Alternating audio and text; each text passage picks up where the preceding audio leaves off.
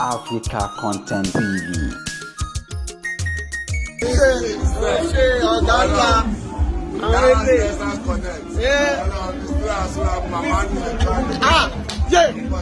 ọ̀gá ńlá bá ti sọ fún mi pé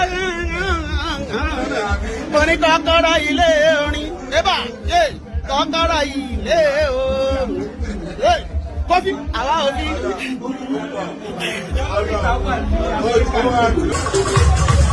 Gbogbo wa máa ń kẹ́rin ọ̀gá àjẹmọ́ a máa kẹ́rin ọkọ̀ délé àbákàrà yóò lọ tán lọ. A ò ní gbé sáájò ọ̀gá. Aláṣẹ yóò fi sọ́kọ̀. Ẹni yẹ yóò gbé mọ̀tò náà. A bá sọ̀rọ̀ sí ìṣẹ́jọ́.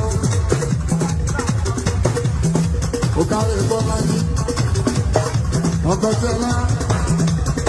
Ọ̀rọ̀ jọjọ, àwọn lẹ́wà sí ìyàpọ̀.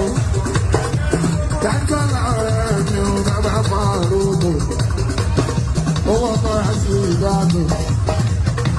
Dájọ́ láàrẹ̀ mi ò bàbá sí ìdáàbò. Ọkọ̀ ti lára. Ọkọ̀ lára ní bàbá sí ìdáàbò. Bàbá ti pa àrùbò. Ọkọ̀ líle lára ń jó. Láti bẹ̀ lọ ìmí nìkan náà gbọ́.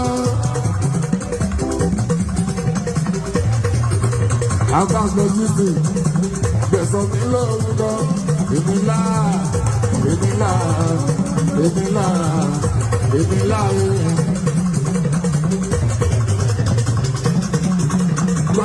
Bọ́lá bọ́lá máa dó orí ẹ̀dá kankan.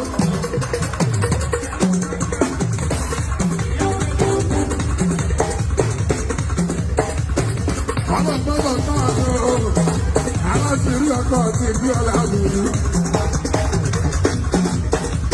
Oṣù Bọ́lá mi tó ṣe. Ojú mo bá tilẹ̀, ìtọ́jú bá wà péjọ. Àwọn sí ọ̀rọ̀ nínú rẹ̀ mọ́. Ọ̀pẹ́ mi àti ìrìn ìjọ ti dé. Ọ̀pẹ́ mi àti ìrìn ìjọ ti dé.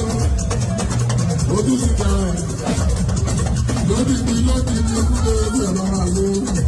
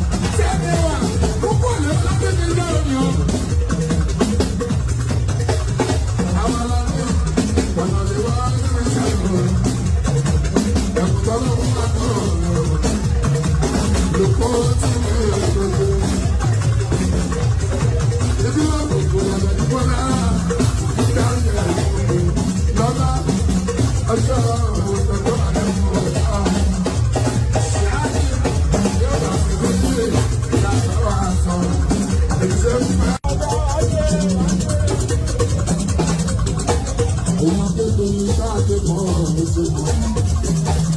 Báwo ṣe ní ojú sápọ̀ ọ̀gbẹ̀ gbogbo dọ́là?